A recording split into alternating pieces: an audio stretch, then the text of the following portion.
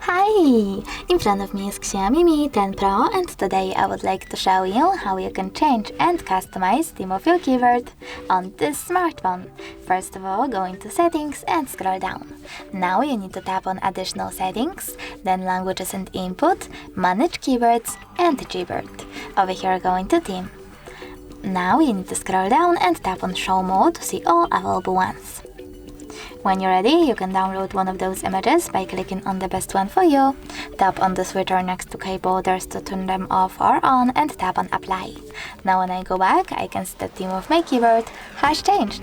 But you can also go back into the same settings and tap on this plus icon under my themes. Now select a photo that you wish to apply as your keyboard's background, pinch it to scale and drag it to move. When you're ready, click on next and adjust brightness by swiping left or right. Finally tap on done and click on the switcher next to keyboarders to switch them on or off. Then tap on apply here, and when I go back, as you can see, theme of my keyboard was successfully customized. Thanks so much for watching. If you enjoyed this video, smash that like button, comment and definitely subscribe. Bye!